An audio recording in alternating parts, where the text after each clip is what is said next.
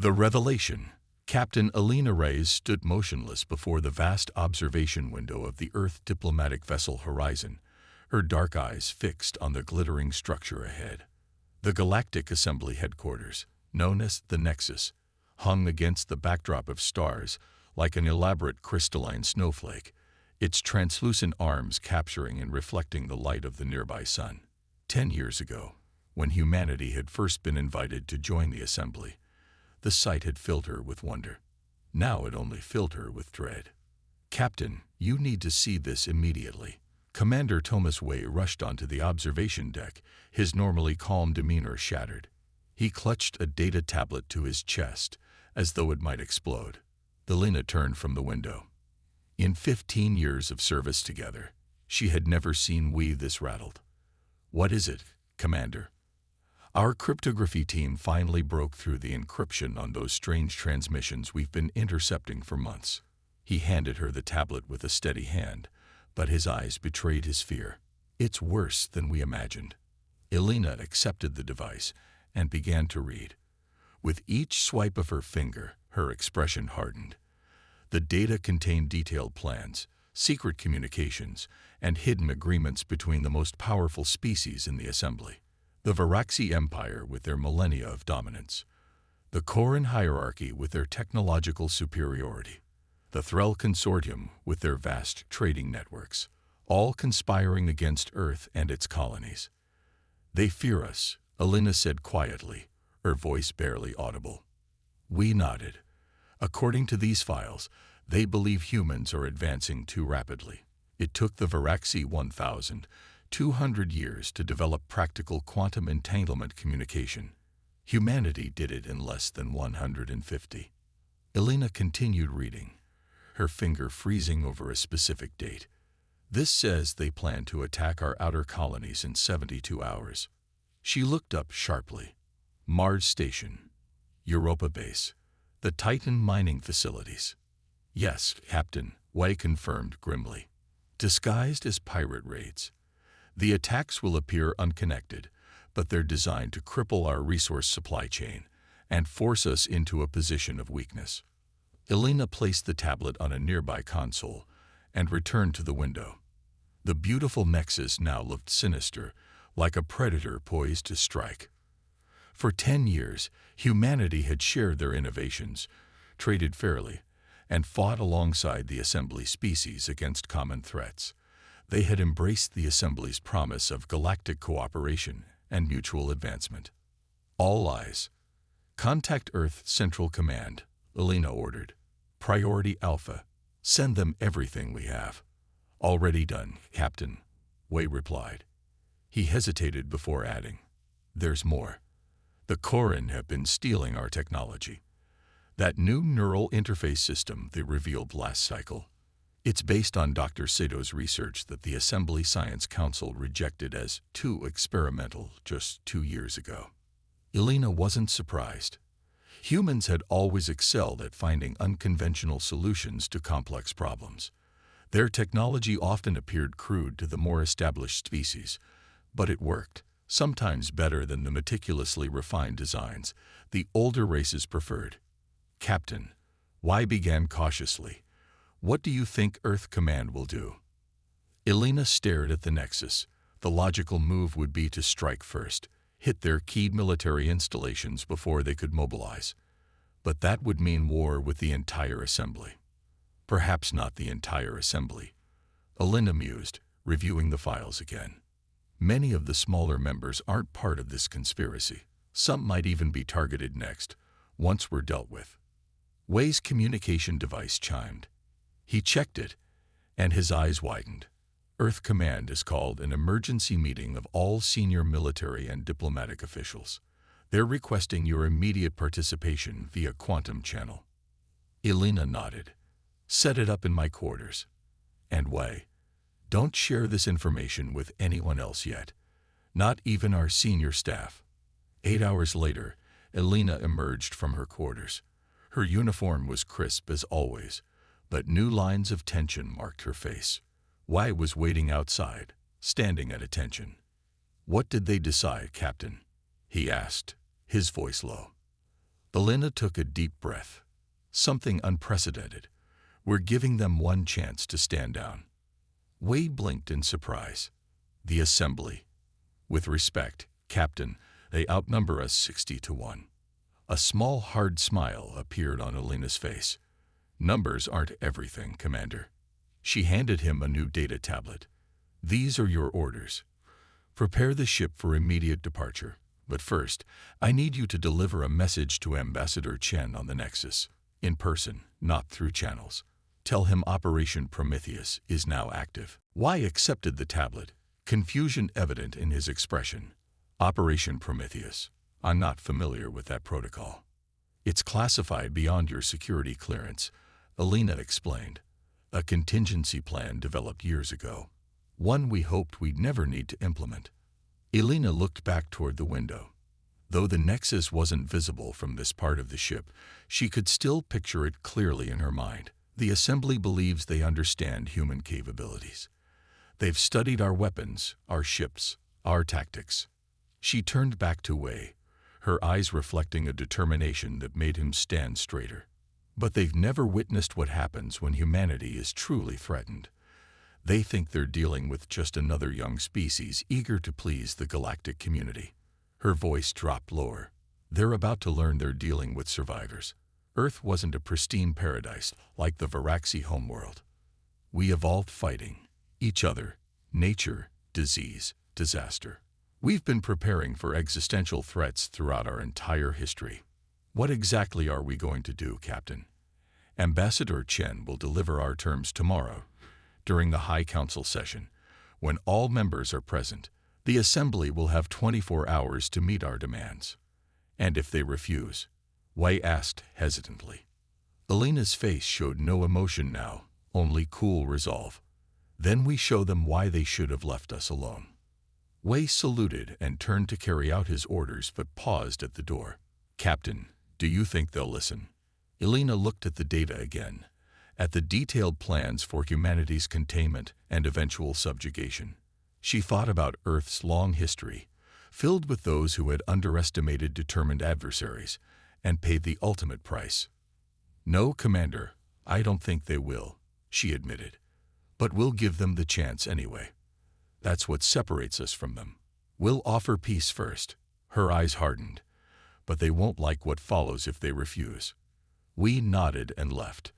Elena returned to the window, watching as the horizon adjusted its position, bringing the Galactic Assembly Nexus into view once more. You should have studied our history more carefully, she whispered to the distant figures she knew were plotting inside that gleaming structure. You're not the first to believe humans were easy prey. She activated her communication device. Bridge, set course for the rendezvous point. As soon as Commander Wei returns from the Nexus with Ambassador Chen, we depart immediately. The betrayal was in motion, but so was humanity's response, and soon the entire galaxy would learn an ancient truth that Earth's nations had learned centuries before. Never corner something that has nothing left to lose. Ambassador Michael Chen straightened his midnight blue diplomatic uniform as he walked down the grand corridor toward the assembly chamber. 2 Earth Defense Force officers followed at a discreet distance, their expressions neutral but their eyes vigilant. The immense doors of the chamber loomed ahead, inscribed with the symbols of the 63-member species of the Galactic Assembly. 10 years ago, when Chen had first passed through these doors as Earth's representative, he had felt awe and pride. Today, he felt nothing but grim determination. They're all assembled inside. Sir, one of his guards whispered. Full attendance, as you requested. Chen nodded. Remember your instructions. No matter what happens, do not draw your weapons unless I am physically attacked. The guards acknowledged the order. They understood the importance of maintaining an appearance of peace, even while delivering what might become the most consequential ultimatum in human diplomatic history. The massive doors parted silently, revealing the enormous chamber beyond. Tiered seating rose in all directions, filled with representatives from across the galaxy. Some appeared humanoid. Others were utterly alien, floating gas-filled entities, crystalline structures, or multi-limbed insectoids. All turned to observe as Chen entered. At the center of the chamber stood the speaker's platform, currently occupied by High Counselor Viridian of the Varaxi Empire. His iridescent blue skin and 6 eyes were distinctive features of his ancient species. The Varaxi had founded the assembly 12,000 years ago. Ambassador Chen. Viridian's melodious voice echoed through the chamber. The assembly did not anticipate Earth's presence today. We have many important matters to discuss. I'm certain you do, Chen replied, his voice steady. I request emergency speaking privileges. A murmur rippled through the chamber. Emergency privileges were rarely granted and allowed a speaker to address the full assembly without interruption. Viridian's upper eyes narrowed. On what grounds? Threat to galactic peace and security, Chen answered firmly. Article 12, Section 7 of the Assembly Charter. The High Counselor couldn't refuse without violating the Charter's provisions. Very well. The Assembly recognizes Earth Ambassador Chen. You have the floor. Chen stepped onto the central platform as Viridian moved aside, visibly displeased. The human ambassador placed a small device on the podium before him. Representatives of the Galactic Assembly, he began, his voice now amplified throughout the chamber. For 10 years, Earth has been a loyal member of this body. We have shared our innovations, opened our borders to trade, and contributed to joint defense initiatives. He paused, surveying the assembled faces. Some wouldn't display human recognizable emotions, but he could discern confusion, curiosity, and in several cases, growing unease. In return, certain members of this assembly have conspired against us. Chen activated his device. Suddenly, the chamber's main holographic display illuminated. Messages, plans, and meeting transcripts appeared in the air for all to see, the same encrypted files that Captain Rice had received. These documents, which we have verified as authentic, reveal a plot to attack Earth colonies within the next 72 hours. The chamber erupted in noise. Some representatives rose to their feet in surprise or outrage. Others sat in stunned silence. A few, notably the Varaxi and the Koran, remained suspiciously composed. Chen raised his voice over the din. The attacks were to be disguised as pirate raids, but their true purpose was clear: to undermine human expansion and appropriate our technology. The Koran representative, Director Sovan, stood up. His metallic exoskeleton gleamed under the chamber lights as he pointed an accusatory appendage at Chen. These are fabrications, Sovan declared. The human delegation is attempting to distract from their own violations of assembly technology sharing protocols. Chen smiled thinly. If they were fabrications, Director, how would I know about the meeting you held 6 days ago in the Centauri neutral zone? Or about your new neural interface system, reverse-engineered from Dr. Sato's designs, that your own scientists dismissed as too experimental when we presented them 2 years ago? Sovan's mechanical face couldn't display embarrassment, but his limb lowered slightly. The truth, Chen continued, is that some of you fear us. Humans advanced too quickly for your comfort. We solved problems in ways you didn't expect. We didn't follow the careful, plodding path that your species took over millennia. He looked directly at High Counselor Viridian. And so you decided to put us in our place before we became too powerful to control. Viridian stepped forward. These are serious accusations, Ambassador Chen. Even if some elements of the assembly acted inappropriately, surely we can resolve this through established channels. No, Chen cut him off sharply. The time for talk is over. Earth has authorized me to deliver our terms. He touched his device again, and new text appeared on the holographic display. Immediate dissolution of the current assembly leadership and full investigation into their actions. Complete reparations for any damaged colonies and stolen technology. A new treaty recognizing Earth's full sovereignty and right to independent defense. The chamber grew completely silent as Chen delivered the final part of his message. You have 24 hours to comply with these terms. If they are not met, humanity withdraws from the Galactic Assembly permanently. His voice hardened. and you would be wise to put as much distance between yourselves and human space as possible. Director Sovan emitted a harsh mechanical sound, the Koran equivalent of laughter. And what will your species do against 62 others, human? Your fleets are outnumbered hundreds to one. Your colonies could be reduced to ash with a single command. Chen looked at the Koran representative, his expression calm but his eyes unyielding. "Run," he said simply. Then he collected his device, turned his back on the stunned assembly, and walked out of the grand chamber. His guards fell in behind him, leaving absolute silence in their wake. 4 hours later, the assembly voted. The final tally: 57 members in favor of rejecting Earth's outrageous demands, 4 abstentions, and 2 votes in favor of negotiation. High Counselor Viridian addressed the assembly after the vote. The humans have clearly lost their rational faculties. Perhaps they were not ready for membership after all.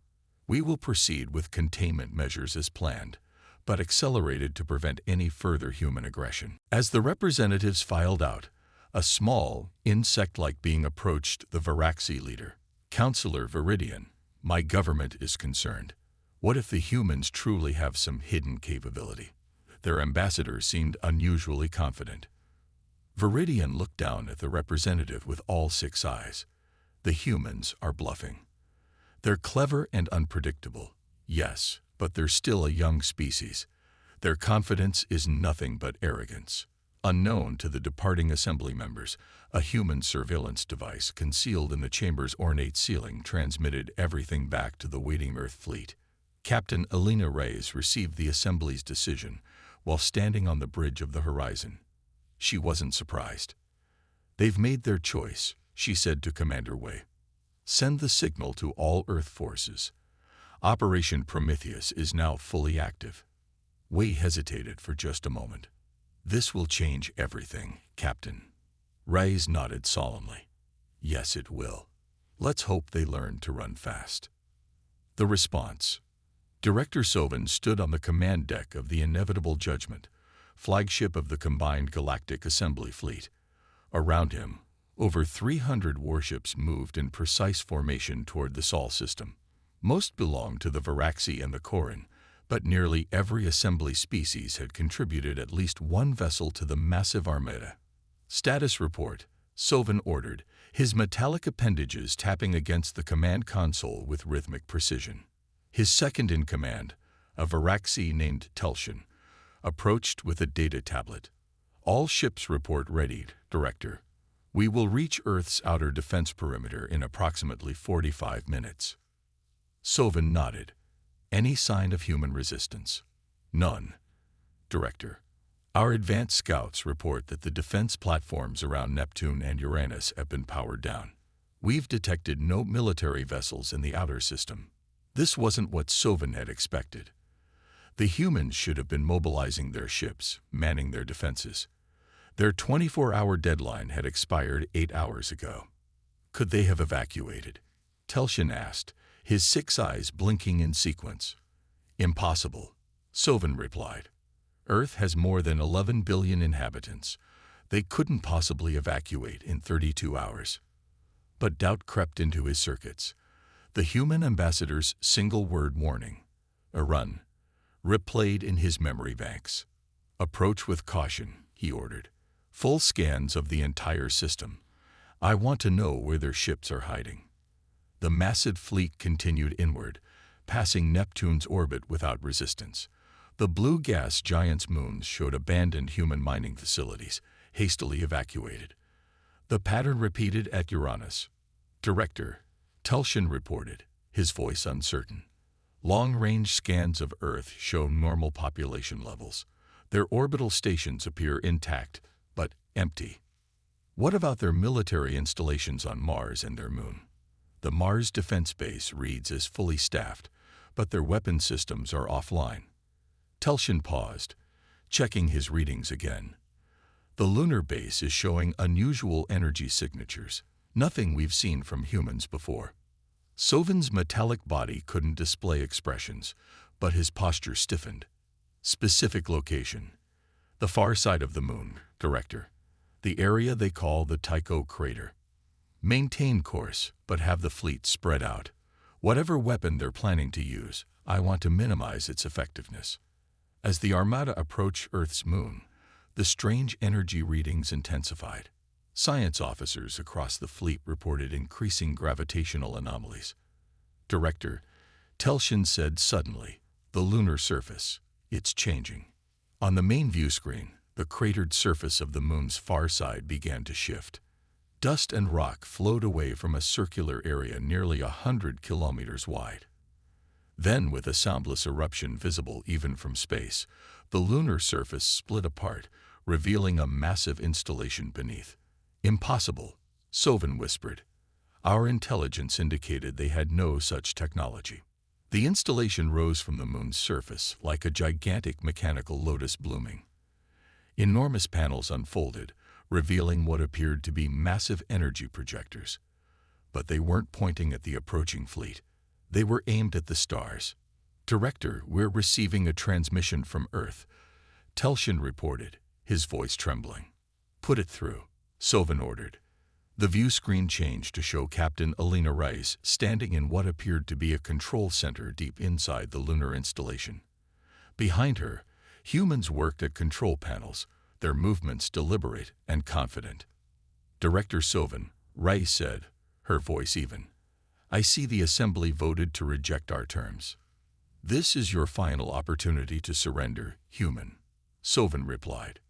"Your weapon, however impressive, cannot stop 300 warships." Rice smiled slightly. "This isn't a weapon, Director. At least, not one designed to target your fleet." She gestured to someone off-screen, and the view changed to display a star map of the galaxy. Several points of light pulsed on the map. "What you're seeing is Project Prometheus, humanity's best-kept secret. For the past 7 years, we've been building similar installations throughout human space." The view switched back to Reyes. "You see, Director, while the Assembly was busy stealing our neural interface designs, you missed what we were really working on: stellar manipulation technology." "Impossible," Sovan repeated. "No species has ever managed to affect stellar bodies at a distance." "Until now," Reyes replied. "Allow me to demonstrate." She pressed a button on her console, and the enormous projectors on the lunar surface began to glow with azure energy. "I suggest you look at the Proxima Centauri system, approximately 4.2 light-years from your current position." Sovan signaled to his science officer, who quickly brought up a view of Proxima Centauri on a secondary screen. The red dwarf star looked normal until it suddenly flared, growing dramatically brighter for several seconds before returning to normal. "That was a targeted gravitational pulse," Reyes explained. "Harmless in this case. Just enough to cause a momentary disruption in the star's fusion process. But at higher settings," she didn't finish the sentence. She didn't need to. "We've placed similar installations throughout human space," Reyes continued. "They can accelerate stellar aging, temporarily stabilize dying stars, or, in extreme cases, trigger supernovas." Sovan finished, his mechanical voice flat. Reyes nodded. "Exactly. Now look at these coordinates." She transmitted a string of numbers. Telshin quickly entered them into the navigation system, bringing up a view of a remote star system with no habitable planets. As they watched, the unremarkable yellow star in the center of the system suddenly brightened, then erupted in a massive explosion, a stellar flare thousands of times larger than anything natural. "That star will return to normal in approximately 18 hours, Reyes said. "No permanent damage done. But it could have been different." The implications were clear. If humans could affect stars at will, they could devastate entire star systems. Silence fell over the command deck of the inevitable judgment. Director Sovan processed this new information through his advanced circuits. The Assembly had grievously miscalculated. "What are your terms, Captain Reyes?" he finally asked. "The same as before," Reyes replied without hesitation. "Dissolution of the current Assembly leadership, full reparations, recognition of Earth's sovereignty. But now I'm adding one more: immediate withdrawal of all assembly forces from human space. And if we refuse? Reyes's expression remained calm, but her eyes hardened. Then we activate our installations at full capacity. The star we just demonstrated on is uninhabited. The next demonstration will not be. You would threaten billions of innocent lives. Telshin interjected, his voice reflecting genuine horror. We would prefer not to, Reyes acknowledged. But you left us no choice. You planned to attack our colonies, kill our people, simply because you feared our potential. You saw our rapid advancement as a threat rather than an opportunity. She leaned forward slightly. We're giving you a chance to make this right. More than you were willing to give us. Sovin's circuits calculated outcomes, probabilities, scenarios. The humans could be bluffing about how many installations they had. But even one such device represented a technological leap beyond anything the assembly possessed. And the humans had clearly demonstrated their willingness to use it. I must consult with the High Council, Sovin stated. You have 1 hour, Reyes responded. After that, we activate the next installation. The transmission ended, leaving the command deck in stunned silence. Director, Telshin whispered. Even if they only have a few of these devices, they could destroy key systems throughout assembly space. The Varaxi homeworld. The Koran manufacturing hubs. I am aware of the implications, Sovin replied. He turned to his communications officer. Establish an emergency quantum link with the High Council. Priority absolute. 6 hours later, Captain Alina Reyes stood in the observation lounge of the Earth diplomatic vessel Horizon. Beside her was Admiral Hakimun Mosu, commander of Earth's defense forces, and Ambassador Michael Chen. Before them, on the holographic display, floated the image of High Counselor Viridian. The terms you have outlined are extreme, Viridian said, his melodious voice strained. The dissolution of leadership structures that have maintained peace for millennia. Peace for some, Admiral Mosu interrupted. Subjugation for others. We've accessed your historical archives, Counselor. Earth isn't the first species the Assembly has attempted to contain once they showed too much promise. Viridian's 6 eyes blinked rapidly, a sign of discomfort among the Varaxi. What you're asking would fundamentally alter the balance of power in the galaxy. Yes, Chen agreed. That's precisely the point. The current balance isn't working. It favors established powers and stifles emerging ones. It rewards conformity and punishes innovation. We are not asking you to accept human dominance, Reyes added.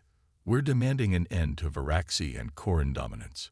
A true galactic community where all species can develop according to their own path. And if we agree to these terms, Viridian asked, will you deactivate these stellar manipulation devices? No, Admiral Mosu stated firmly. They remain as our guarantee against future betrayal. But we will establish protocols for their use and inspection. Viridian was silent for several moments.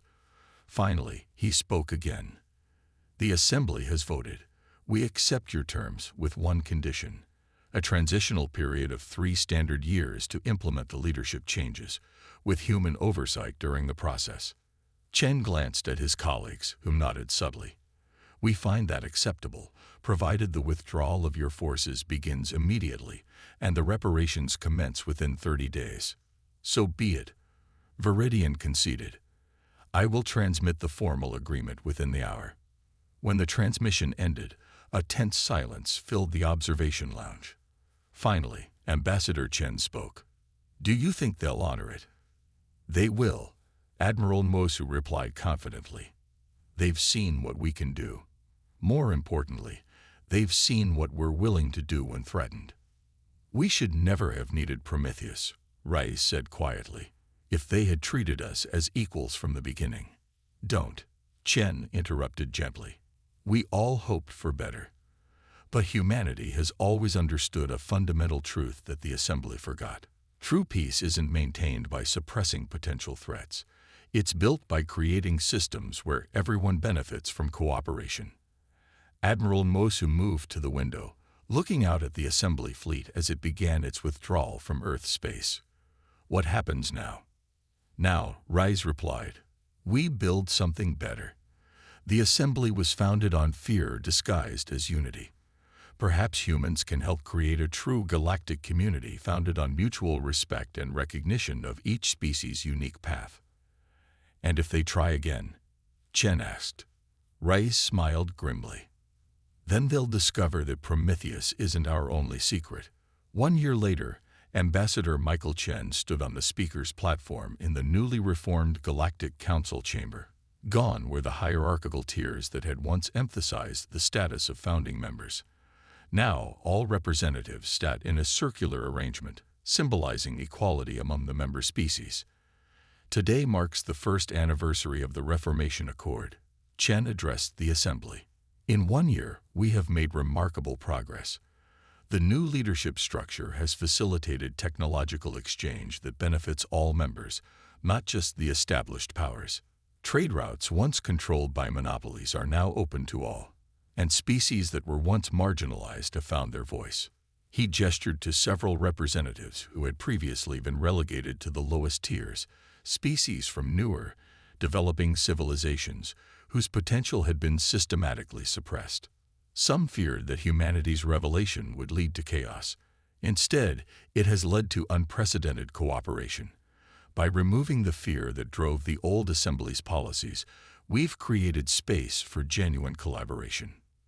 The Threll representative, a crystalline entity that communicated through light patterns, signaled for recognition. When acknowledged, its facets pulsed in the pattern that the translation systems rendered as speech. "We were skeptical of human methods," the translation stated, "but results are undeniable. Our scientists now collaborate with human researchers on quantum communication technologies. Progress exceeds previous century of work." Similar testimonials followed from other representatives. Even former adversaries like the Koran had found unexpected benefits in the new arrangement, their adaptive technology flourishing when freed from the restrictive protocols of the old assembly. After the session, Chen met with Captain Rise, now Admiral Rise, in a private chamber overlooking the spectacular nebula that served as the backdrop for the new council headquarters. "Impressive speech," Rise commented. "You almost made me believe that everything's perfect now." Chen smiled wryly. "Far from it. There are still factions that resent human influence. Director Sovin continues to argue that we should dismantle the Prometheus network as a gesture of good faith. And the Varaxi are dragging their feet on dismantling their secret military installations in the Perseus Arm," Rise added. "Old habits die hard. But the difference," Chen noted, "is that now we're dealing with these issues openly, not through subterfuge and conspiracy." "Do you think it will last?" Rise asked, her gaze fixed on the swirling colors of the nebula beyond the window. Chen considered the question carefully. "I think we've created something better than what came before." "Is it perfect?" "No. Will some species still try to gain advantage over others?" "Almost certainly. But for the first time, in 12,000 years, the galaxy has a system where innovation is rewarded rather than feared. And if the peace doesn't hold?" Chen's expression grew serious. "Then humanity will be ready. Operation Lazarus is already in development. Let's hope we never need it." Rise nodded, understanding the reference to Earth's newest contingency plan. "We offer peace first. But no one will like what follows if they refuse," Chen finished. In the chamber behind them, representatives of 63 species continued their deliberations, building a new galactic order, one founded not on fear of the unknown, but on respect for difference and the recognition that true strength comes from diversity of approach and perspective. Humanity had shaken the galaxy, and in doing so, they had created the possibility for something that even the ancient Varaxi, for all their wisdom, had never achieved: a true community of equals, united not by dominance, but by mutual interest and shared potential. The stars themselves had bent to human will. Now, perhaps, the harder task began: building a future where such power need never be used again.